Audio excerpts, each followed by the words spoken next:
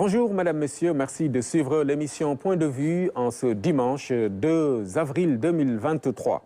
Mardi, le Sénégal va célébrer le 63e anniversaire de son accession à la souveraineté internationale, une fête nationale qui sera naturellement marquée par un défilé sous le thème les forces armées et la préservation des ressources naturelles, un sujet sur lequel notre invité est à l'aise en tant que politologue d'abord, mais sa casquette de ministre coordonnateur de la communication de la présidence de la République le place naturellement au cœur des actualités de ces derniers jours, actualités politico-judiciaires. Monsieur Yoro Dia, bonjour. Bonjour Omar. Merci beaucoup d'être avec nous. Merci de répondre à notre invitation. C'est toujours un plaisir pour moi de venir dans cette auguste maison où j'ai été formé avec de grands formateurs. J'en profite pour les saluer, notamment Mamoudou Malaye Diop, Ablaye Ndiaye, Daouda Ndiaye. C'est toujours un honneur pour moi de revenir dans cette maison. Bien. Alors, beaucoup de commentaires après l'annonce du verdict de ce procès qui a tenu le pays en haleine ces dernières semaines. On va revenir d'ailleurs sur ces commentaires et analyses. Mais d'abord, il y a eu un fait pratiquement inédit. C'est rare de voir l'armée faire une sortie pour rappeler sa posture républicaine en réponse à l'opposition qui a voulu justifier l'annulation de sa manifestation avant la fête nationale par des échanges qui auraient été que l'opposition aurait eu avec des gradés d'armée. Pourquoi, à votre avis, pourquoi il est important de laisser l'armée hors du jeu politique, comme le rappelle d'ailleurs le communiqué? L'armée nationale du Sénégal a toujours été une armée républicaine et a donc toujours été hors du jeu politique. Et je pense que vous avez eu le bon mot en parlant de justification. Pour annuler la manifestation. Et je pense que c'est déjà, comme l'a si bien écrit le colonel Momar Thiam, à la retraite, en parlant de profanation du 4 avril. L'idée même d'organiser des manifestations dans les 46 départements du Sénégal, la veille de notre fête nationale, est une profanation. Et je pense que le colonel Thiam a raison dans son argumentaire. Maintenant, comme vous dites, c'est une justification, mais c'est une mauvaise justification, parce que dire dans un communiqué qu'il y a eu des concertations entre des hauts gradés et l'opposition, à mon avis, la DIRPA a bien fait de sortir et de rappeler un certain nombre de règles et de principes. Ce qui m'a le plus plu dans la sortie de la DIRPA, c'est la réaction, la réprobation unanime de l'opinion et des acteurs politiques pour dénoncer ce précédent très dangereux. Et la société civile d'ailleurs. La société civile a dénoncé ça, les hommes politiques ont dénoncé ça. Je pense que c'est ça le Sénégal, cette réprobation unanime pour dire que mettre l'armée hors du jeu politicien. Il faut que les Sénégalais se rendent compte aujourd'hui de la chance que nous avons de vivre dans un pays de paix et de stabilité. C'est une denrée rare en Afrique, à la limite c'est une exception aujourd'hui dans notre sous-région, où le Sénégal est inséré dans une sorte de cercle de feu. Il faut que les Sénégalais s'en rendent compte. Maintenant, si nous avons cette stabilité, comme je dis souvent, malgré le principe de l'intangibilité des frontières héritées de la colonisation, il y a des pays qui sont nés en Afrique après ce principe d'intangibilité. Donc si le Sénégal est resté un État tel qu'il est, si le Sénégal a évité la partition, le Sénégal le doit en grande partie à l'armée. Si nous sommes aujourd'hui dans un pays stable, si nous sommes à l'abri de beaucoup de menaces asymétriques, c'est parce que l'armée du Sénégal a été dissuasive. Donc il faut que les Sénégalais se rendent compte de ça, que l'armée nationale, c'est une institution sacrée, il faut qu'on la mette à l'abri des clivages partisans. Donc je pense que c'est pourquoi c'était très bien que la DIRPA rappelle ce principe. Pourquoi l'armée républicaine? Évidemment, monsieur le ministre des Forces armées, Sidi Kaba, a rappelé un certain nombre de principes, mais il y a aussi des choses fondamentales. Par exemple, nous sommes l'un des rares pays en Afrique ou même dans le monde où on peut voir un ancien aide de camp du président de la République, l'amiral Cheikh Bara Sissoko pour ne pas le citer, qui a été aide de camp du président Abdoulaye Wade pendant 12 ans et qui a fini sa carrière comme chef d'état-major particulier de Macky Sall. C'est ça l'armée du Sénégal. Les régimes passent, mais l'armée demeure. Il peut y avoir des clivages, des tensions politiques, mais l'armée demeure, c'est l'armée nationale. Et c'est pourquoi il faut qu'on essaie de maintenir cette exception. On peut avoir des divergences politiques, on peut avoir des tensions politiques, mais il faut qu'on apprenne à mettre l'armée nationale hors du champ politique. Oui, d'ailleurs, c'est d'autant plus vrai, ces missions de l'armée, les missions régaliennes sont d'autant plus importantes qu'aujourd'hui, notre pays fait face à un défi majeur. L'exploitation prochaine des ressources pétrolières et gazières, c'est d'ailleurs en cohérence avec le thème retenu. Ce statut-là devait peut-être mettre toutes les forces vives ensemble. Et en première ligne, bien sûr, les hommes politiques, ils devaient avoir un débat pratiquement, enfin, je veux dire, une posture commune face à ce défi, non? Non, mais je pense qu'il faut ce consensus, c'est un consensus fondamental. Et comme vous l'avez dit, notre pays va être un pays pétrolier et gazier. Il y a un grand débat en termes de sciences politiques, est-ce que le pétrole est une malédiction?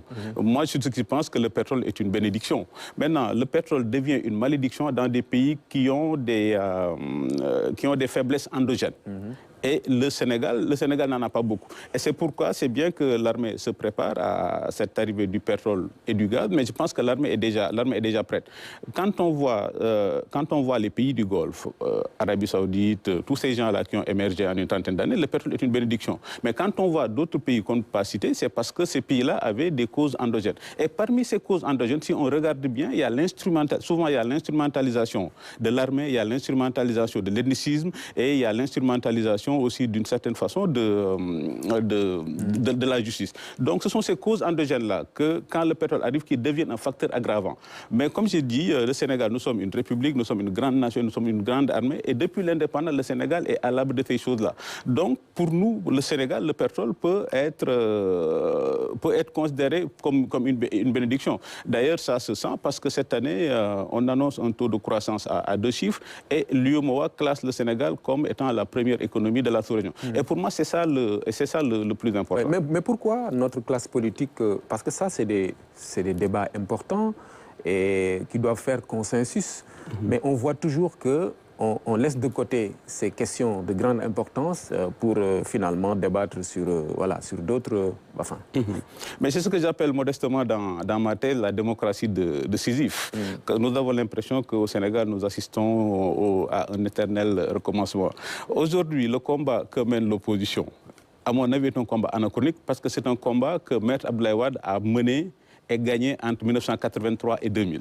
Et d'ailleurs, le procès Mame Mbaye Niang, Ousmane Sonko le prouve l'indépendance de la magistrature. Le fait qu'on est à l'Assemblée nationale, que la majorité, entre la majorité et l'opposition, qu'il y ait une différence d'une seule voix, comme dans toutes les plus grandes démocraties. En Israël, c'est ça. Au Sénat américain, souvent, c'est 1 ou 2 voix. Et le Sénégal est presque le seul pays africain où, en termes de majorité, la majorité a 1 voix de plus. Donc, sur le plan des élections, on sait comment faire des élections. Aujourd'hui, personne ne peut oser dire que les élections au Sénégal ne sont pas transparentes. Aujourd'hui, avec ce qui s'est passé dans le procès Mame Mbaye Niang, Ousmane Sonko, personne ne peut dire que la justice n'est pas indépendante. Personne n'ose dire aujourd'hui qu'au Sénégal, la justice écrit sous la dictée de l'exécutif en donnant des faits concrets.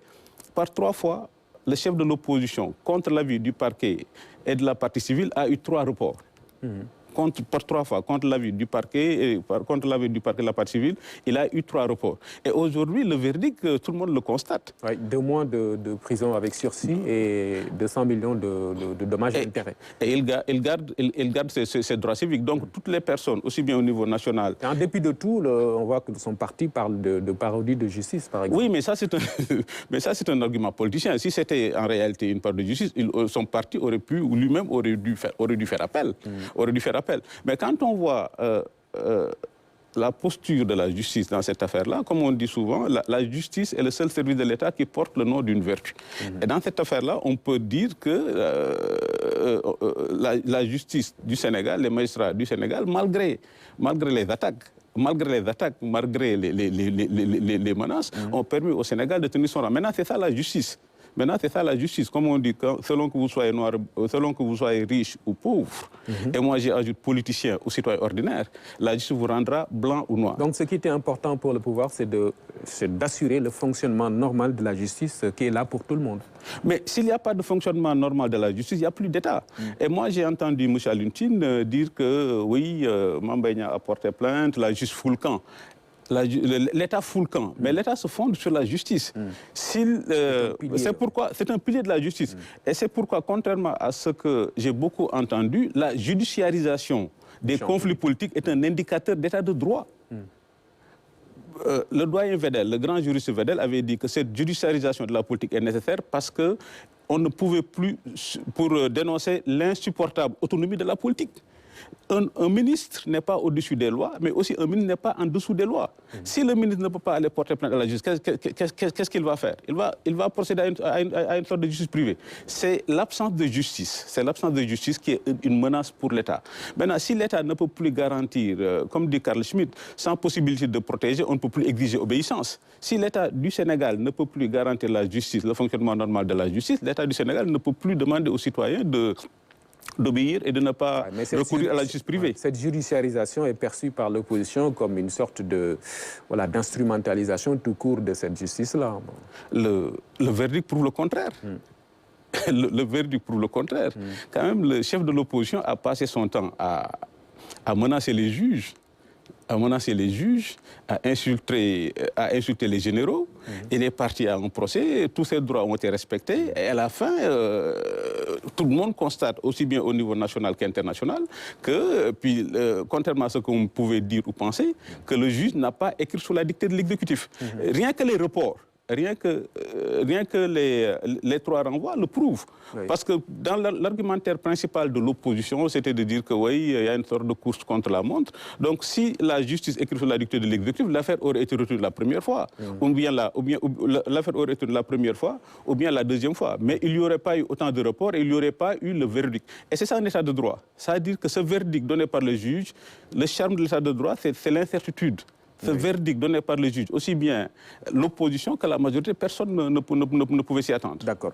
Mais on le sait, la partie civile et le parquet même ont décidé de faire appel. Est-ce que cela ne conforte pas aussi la thèse selon laquelle, je reviens à la question, voilà, le pouvoir veut s'en prendre à l'éligibilité de M. Ousmane Sonko? C'est ce qui est défendu en tout cas. Mais les faits prouvent que même si c'était le dessein du pouvoir, il faut savoir ce que l'on veut, même si c'était le dessein du pouvoir, le verdict du juge prouve que c'est faux. Et puis au Sénégal, on ne peut pas dire aujourd'hui que les juges écrivent sous la dictée de l'exécutif. Regardez ce qui se passe au niveau des élections. Chaque fois que nous avons des élections, les juges donnent à la fois raison, des fois raison au pouvoir et donnent parfois d'autres raisons à l'opposition. Oui. Moi, je suis ceux qui pensent que cette démocratie des furies, manifestation, répression, c'était valable pour notre démocratie de 1983 à 2000. Le Sénégal, depuis le cycle des alternances, 2000-2012, le Sénégal a atteint un autre seuil démocratique. Aujourd'hui, là où on attend les hommes politiciens, comme vous dites, c'est des propositions concrètes, par exemple sur le pétrole, le gaz, la sécurité, la défense. Aujourd'hui, nous sommes dans un îlot de stabilité, dans un océan d'instabilité. Il faut que les gens qui aspirent à nous gouverner, qu'on sache ce qu'ils pensent de ces questions-là. Mais le fait pour un citoyen de se considérer comme au-dessus des lois, de ne pas répondre à la justice, si l'État avait cédé, à mon avis, il n'y aurait plus d'État. Parce que chaque fois qu'un citoyen aurait un problème avec la justice, il va dire que si je mets la pression sociale, si je mobilise la rue, je ne serai pas jugé. Et à partir du moment où nous sommes là, nous arrivons à ce point, le pays sera dans l'anarchie. Très bien. Alors, à la faveur de ce procès, on l'a vu, il y a eu un climat assez tendu dans le géopolitique. Et certains observateurs ont vite fait d'évoquer des menaces sur la démocratie sénégalaise, avec notamment des arrestations, vous en parliez un peu, dans les rangs de l'opposition. On a aussi parlé de restrictions des libertés. On aime bien parler démocratie avec vous. Est-ce qu'il y a lieu, comme ils le disent, d'avoir peur de notre démocratie qui est jusqu'ici considérée comme un exemple? Mais notre démocratie est non seulement un exemple, mais notre démocratie reste une référence, Omar. Notre démocratie reste une référence. Et je vais donner un certain nombre d'exemples. C'est comme quand, par exemple, il y a 104 intellectuels qui font un papier menant sur la démocratie au Sénégal. Le jour où ils font leur pétition, les 104, il y a M. Ablaye Dièye qui fait une pétition pour demander au président de la République de se représenter. Et c'est ça la démocratie. C'est un conflit d'interprétation permanente. Comme dit Alex de Tocqueville, l'apathie est l'ennemi des démocraties.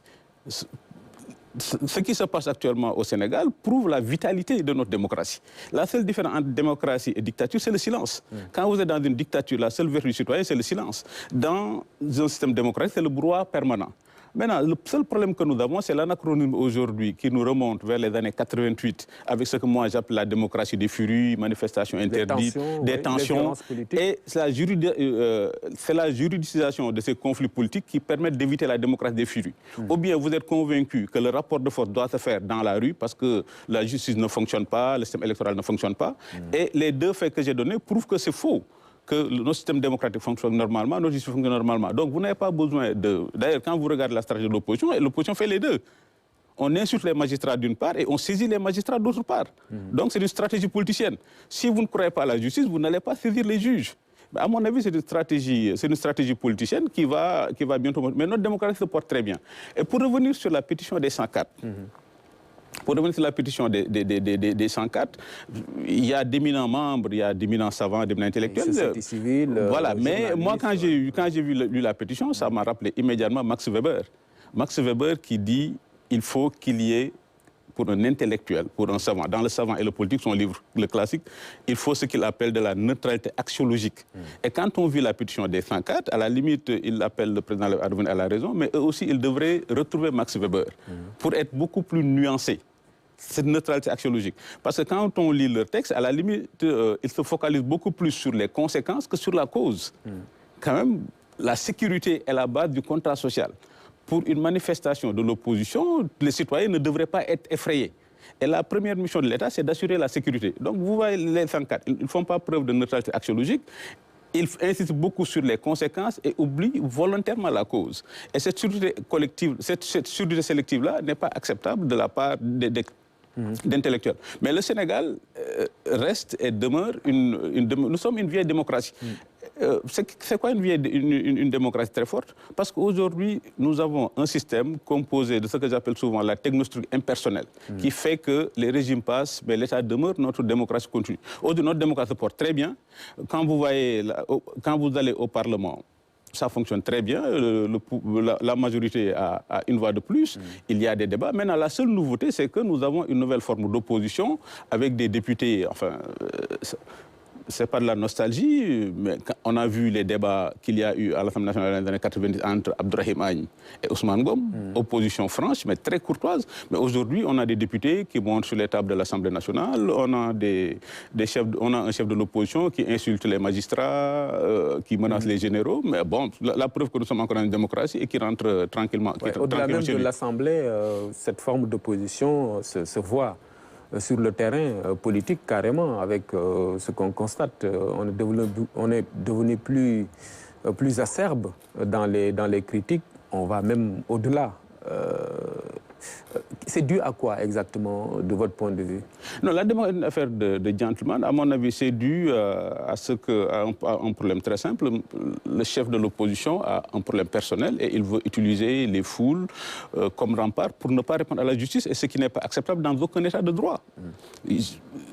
Nous avons eu des opposants. Abdoulaye Wade a eu à répondre à la justice, Idrissa Seck a eu à répondre à la justice, mais tous les grands hommes politiques du Sénégal, Mamadou Dia, tous les grands hommes politiques qui ont eu à répondre à la justice ont eu à répondre pour d'autres considérations, jamais de considérations personnelles ou privées. Et c'est ça, à mon avis, c'est ça la nouveauté. C'est ça la nouveauté. Le chef de l'opposition a des problèmes privés. Il a des problèmes privés et il veut se soustraire de la justice. Il veut se soustraire à la justice. Le principe de l'égalité des citoyens devant la loi est un principe républicain fondamental. Et aucun État sérieux ne peut pas se permettre de ne pas faire appliquer ce principe. Si ce principe tombe, il n'y a pas d'État. Et pour moi, c'est ça la nouveauté. Et l'État doit être fort face à cette nouvelle donne, nouvelle situation. C'est ça que vous voulez dire? Mais en tout temps, l'État doit être fort. Et puis l'histoire est là pour nous. Les leçons de l'histoire sont importantes. Quand vous voyez, le Sénégal est une très grande démocratie. C'est le pays de Senghor. Comme je dis souvent, c'est la plus vieille démocratie. Au Sénégal, nous votons depuis bientôt plus d'un siècle. Mais l'histoire, ça sert à ça. L'Allemagne a été confrontée au même problème dans les années 30. La République de Weimar. La République de Weimar, et puis en face de la République de Weimar, il y avait un groupuscule, le parti nazi, qui s'est appuyé sur les règles de la démocratie infiltre la démocratie de l'intérieur et pour le détruire de l'intérieur. Donc, aujourd'hui, l'État du Sénégal doit tirer les leçons de l'histoire. Les intellectuels qui ont signé la pétition, les 104 qui ont signé la pétition, ont commis la même erreur que Martin Heidegger, qui avait commis l'imprudence de s'allier à un groupuscule de gens qui ne croyaient pas à la démocratie et qui voulaient installer la démocratie. Si ces intellectuels ont commis l'erreur de Heidegger, l'État du Sénégal ne doit pas commettre la même erreur que la République de Weimar. Ça veut dire être indulgent envers des gens qui ne croient pas aux règles de la démocratie et qui utilisent les règles du jeu démocratique pour essayer de détruire la démocratie de l'intérieur. Et c'est pourquoi l'État du Sénégal doit être prudent. Maintenant, il y a des répressions. Quand les marches sont autorisées, il n'y a pas de répression. Quand vous êtes convoqué au tribunal, c'est une convocation individuelle, comme l'a dit le président de la République à l'Express, vous ne pouvez pas bloquer la ville. Vous ne pouvez pas bloquer la ville. Et donc l'État est dans ses missions. Comme si toutes ces tensions-là... C'est moins une répression qu'un rétablissement de l'ordre public. Toutes ces tensions que nous avons au Sénégal, comme je le dis depuis les années 2000, ce sont des tensions artificielles. Ce sont des tensions artificielles. Être convoqué à la justice et aller répondre à la justice pour que le juge dise le droit, où est la tension? On fait des élections et puis il y a un code électoral, la DG applique le code électoral, où est la tension? Et c'est ça aujourd'hui le problème fondamental de notre démocratie. Et je pense que nous avons atteint un seuil de démocratisation depuis 2000-2012 où nos hommes politiques doivent être jugés sur des propositions. Ça veut dire que le président Macky Sall a lancé le PSE. Qu'est-ce que vous proposez en face? Mais malheureusement, ce n'est pas le cas. On ne voit pas ce débat de haut niveau souhaité par l'opinion, en tout cas, pour être éclairé au moins sur les propositions, les contre-propositions. Ce qu'on voit, c'est des... Voilà. Mais c'est dommage, c'est ça, parce que, comme j'ai toujours dit, le Sénégal a réglé la question politique. Aujourd'hui, on sait comment voter, on sait comment élire un président, on sait comment changer de président, on sait comment élire un maire. L'autre critère de la démocratie au Sénégal, l'opposition contrôle les grandes villes. Dakar, Ziguinchor, dans un pays où on peut truquer les élections, ça n'arriverait jamais. Premier critère, l'opposition contrôle les grandes villes. Deuxième critère, une voix de plus à l'Assemblée nationale. Et puis troisième critère, les statistiques données par le ministère de l'Intérieur en termes d'autorisation et d'interdit. Et c'est pourquoi ce sont des tensions artificielles. Maintenant, une tension artificielle peut dériver vers une tension violente. Et c'est ça qui est regrettable. Que pour des tensions purement artificielles, qu'il puisse y avoir des morts d'hommes. Mais le prochain seuil démocratique du Sénégal, et comme vous dites, ce débat-là, il faut que la classe politique apprenne à mener ce débat-là. Et c'est ça qui permettra au Sénégal, qui a été l'exception démocratique, de devenir l'exception économique. Très bien. Alors, vous avez parlé tout à l'heure de cette tribune des 104 intellectuels qui ont parlé de restrictions de liberté, de démocratie, etc. Mais en lien, ils le disent d'ailleurs avec la candidature du président Macky Sall. On l'a entendu sur cette question, il va la traiter au moment voulu, mais n'empêche, le débat est très tendu autour de cette question-là. Mais c'est encore une fois une tension artificielle. C'est encore une fois une tension artificielle. Ce débat-là ne peut être réglé que par deux choses.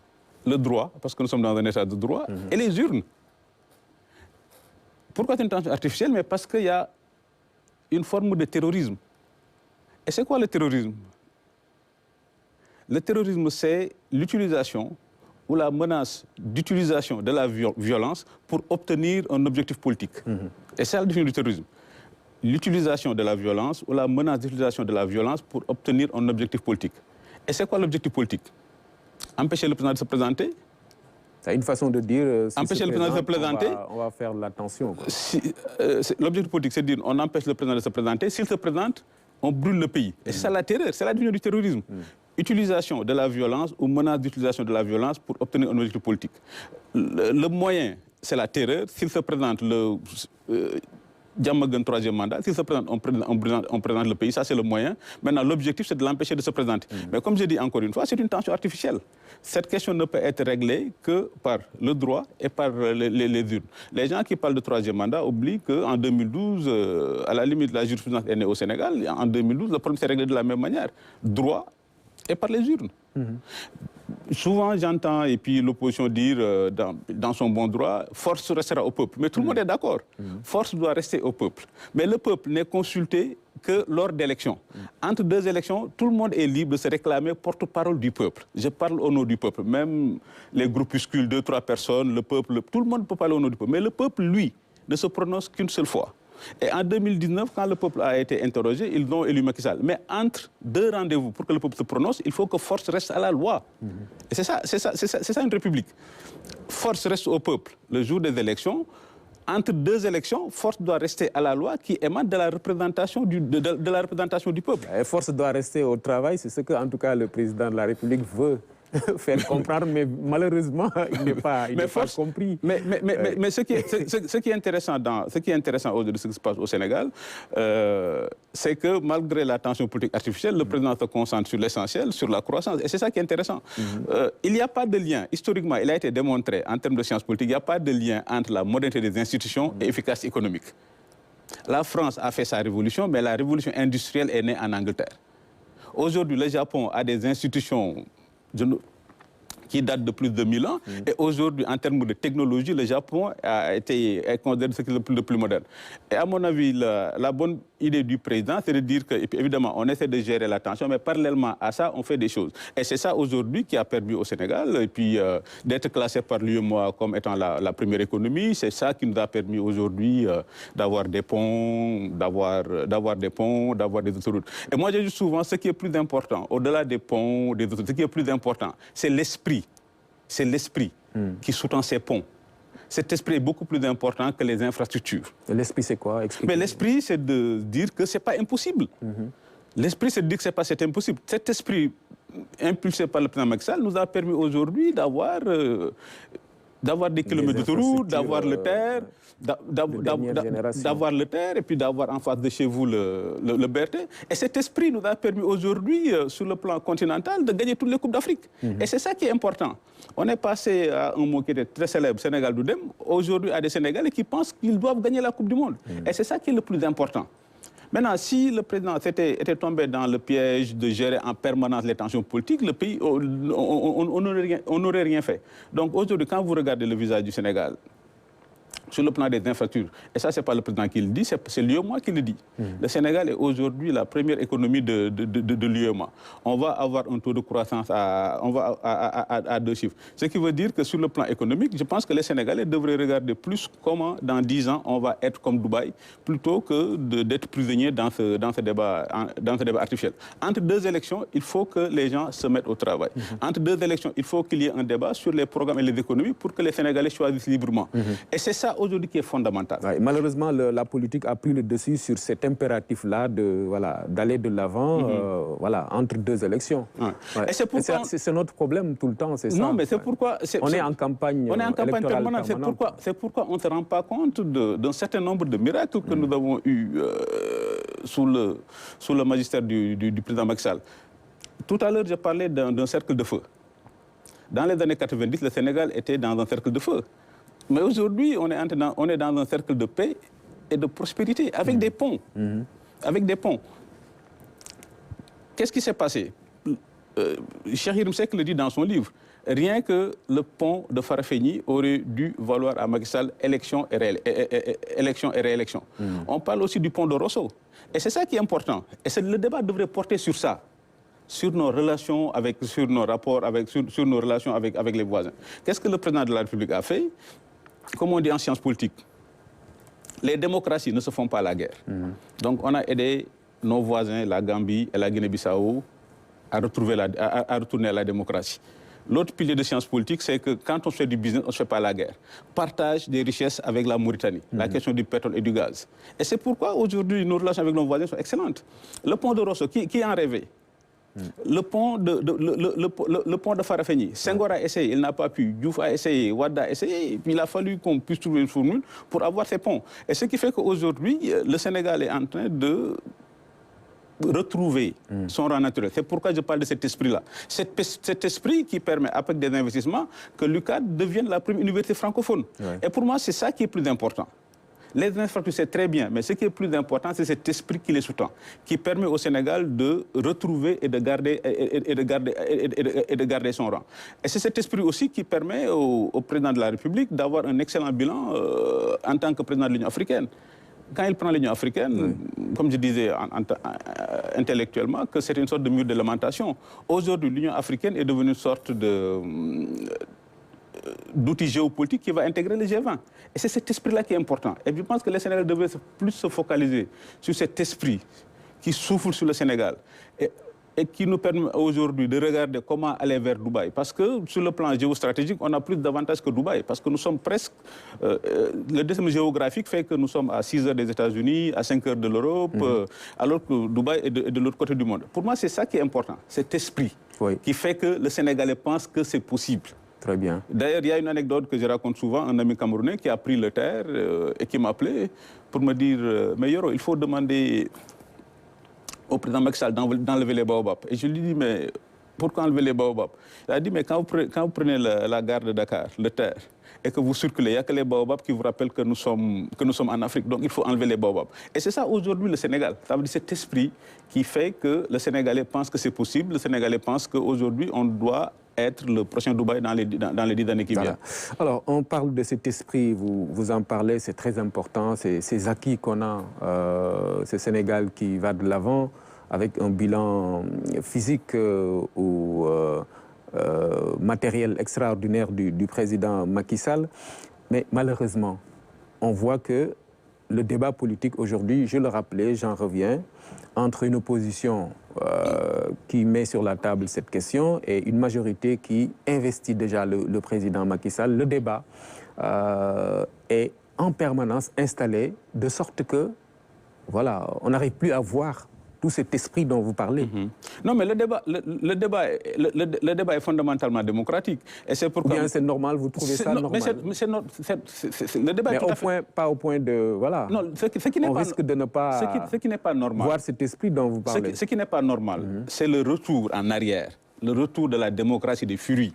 On va brûler des pneus, on va menacer des généraux, on va insulter des magistrats. C'est ce qui arrive. Voilà, c'est ça qui n'est pas normal. Oui. Mais le débat en tant que tel, que les candidats de Macky Sall investissent le président Macky Sall, que ceux de l'opposition disent non, et c'est ça qui est parfaitement normal. Et c'est pourquoi Max Weber disait que quand des scientifiques et des intellectuels se mettent à parler de paix et de guerre, ça veut dire de parler de politique, ils n'ont plus la qualité de scientifique. Et malheureusement, c'est ça que nous voyons souvent, que des intellectuels utilisent ce manteau d'intellectuels comme les 104, alors que ce n'est pas de la science. Alors que ce n'est pas de la science, c'est de la politique. Mais le débat... Le débat est tout à fait normal. Maintenant, ce qui n'est pas normal, comme j'ai dit, c'est l'anachronisme un peu de la démocratie des furies que le Sénégal a dépassé. Très bien. Alors, c'est dans ce contexte, naturellement, on en revient, qu'on parle de l'indépendance aujourd'hui qui est fêtée au Sénégal, une fête de la jeunesse, il ne faut pas l'oublier aussi, même là, si l'armée est devant. Cette armée-là, dans ces missions régaliennes, il y a cet important combat pour la sécurisation du pays. Là aussi, c'est important de voir qu'aujourd'hui, devant le défi, devant l'exploitation prochaine de nos ressources naturelles, il est important aussi de voir que la sécurité, la sécurisation du pays est importante. Mais nous avons l'ambition d'être un pays émergent et la sécurisation est le premier gage d'émergence. Personne ne va investir dans un pays où il y a une guerre civile. Personne ne va investir dans un pays où il y a des troubles. Et le Sénégal a cet avantage comparatif d'être un pays stable. Le Sénégal a même cet avantage absolu d'avoir été classé par les géopolitologues américains comme étant un État pivot. Et c'est quoi un État pivot dans la doctrine de Kissinger? C'est un pays stable avec une armée républicaine. Et cherchez en Afrique, cherchez dans la sous-région, et puis vous ne le verrez pas. Donc l'armée est en train d'assurer son... Comme j'ai rappelé tout à l'heure, malgré le principe de l'intangibilité des frontières et de la colonisation, il y a des pays qui ont connu une partition. Donc l'armée fait son travail. Aujourd'hui, l'armée est confrontée à d'autres menaces, d'autres types de menaces. Et l'armée doit se concentrer sur ces autres types de menaces. Et c'est pourquoi le comité de la DIRPA hier était excellent, parce qu'aujourd'hui, tout le monde parle de terrorisme. regardez les pays qui nous entourent, ils sont tous confrontés à la question. La question aujourd'hui, c'est que si les djihadistes, quand on voit la doctrine des djihadistes, ils considèrent le Sénégal comme Dar al-Islam, parce que c'est un pays à 95% musulman, comme le Mali. Burkina Faso, au Burkina, le rapport est différent. Donc aujourd'hui, si nous ne sommes pas confrontés à ces questions-là, ce n'est pas parce que nous sommes sortis de la cuisse de Jupiter, et c'est parce que nous avons une armée qui a été dissuasive. Contrairement à ce que les gens pensent, les djihadistes ne sont pas des fous, ils font aussi des anticipations rationnelles. Et quand vous regardez sur une carte, le Sénégal est la cible naturelle et ultime des islamistes. S'ils ne sont pas venus, c'est parce que l'armée a dû prendre un certain nombre de, mesures. Oui. L'armée a dû prendre un certain nombre de mesures et se préparer à cette guerre qui, tôt ou tard, à mon avis, puis arrivera. Il faut que se prépare. Comme on dit, gouverner, c'est prévoir, défendre, c'est prévenir. Gouverner, c'est prévoir, défendre, c'est prévenir. Donc si on n'est pas encore confronté à ces questions-là, c'est parce que officiellement et officieusement souterrain, des décisions ont dû être prises et appliquées par l'armée. Dans cette question de sécurisation, il y a bien naturellement la Casamance, qu'on arrive à circonscrire, qu'on arrive à gérer. Quelle est la particularité de cette question dans ce vaste chantier de sécurisation? Ça, c'est une bonne question. Mais par exemple, moi qui disais de tension artificielle, depuis que vous êtes journaliste, vous n'avez jamais entendu un débat sur la Casamance entre majorité et opposition. Alors que la Casamance est notre crise nationale la plus grave. Et ça, c'est des débats de fond. La Casamance, à mon avis, aujourd'hui, le problème est réglé à 95%.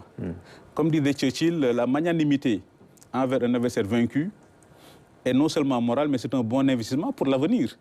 Ce qui reste aujourd'hui, c'est la magnanimité du président de la République qui reconnaît que ce sont des frères égarés et puis finalement, on va trouver la paix. Mais pourquoi la question a été réglée? Et c'est ça la question géopolitique. Il y a eu un dernier appel à Goudomp, d'ailleurs. L'appel va être entendu. L'appel va être naturellement entendu pour une raison simple. Parce qu'une guérilla ne négocie jamais aussi longtemps qu'elle est convaincue que l'option militaire est encore possible. Avant ça, la négociation devient une stratégie de continuation de la guerre par d'autres moyens. Et je pense que l'appel de Goudomp va être le bon appel et puis qu'on va trouver la paix. Pourquoi on a trouvé la paix? Et c'est là où c'est dommage que dans notre pays, il n'y a pas de débat. Pourquoi on n'a pas trouvé la paix? Il y a cela quelques années, j'avais été invité par l'amicale des chanceliers des affaires étrangères pour faire une conférence. Et je leur disais, l'opération Misega,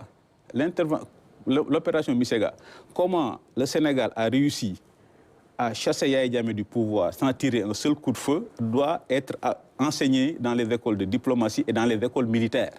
Parce que Yahya Jammeh est une grosse épine dans les pieds du Sénégal pendant 17 ans. Le fait pour le président Macky Sall d'avoir réussi à le faire partir sans tirer un coup de feu, à mon avis, ça doit être étudié dans les écoles de diplomatie et dans les écoles militaires.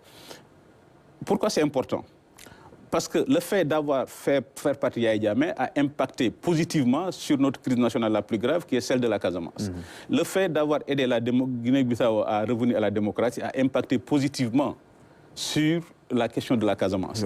Et comme j'ai dit toujours, on a une grande armée. La période la plus dure pour l'armée, j'ai la chance et l'honneur de contribuer à la formation de nos officiers au BEMS, pour l'école de guerre. J'ai la chance, c'est des gens extrêmement brillants. Pourquoi c'est important? La période la plus dure, et pour moi c'est une doctrine stratégique, quand nous avons passé l'étape des années 90, où l'armée devait combattre aussi bien au niveau intérieur et assurer les frontières aussi bien au nord et au sud, et j'avais dit que c'était le point d'inflexion.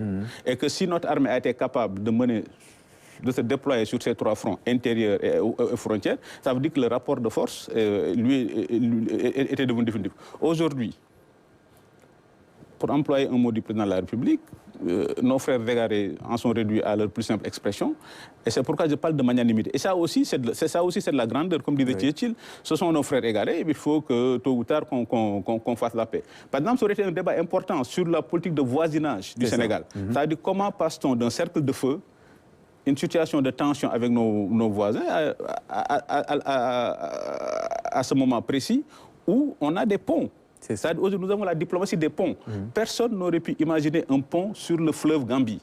Personne n'aurait imaginé, il y a cela quelques années, un pont sur le fleuve Rosso.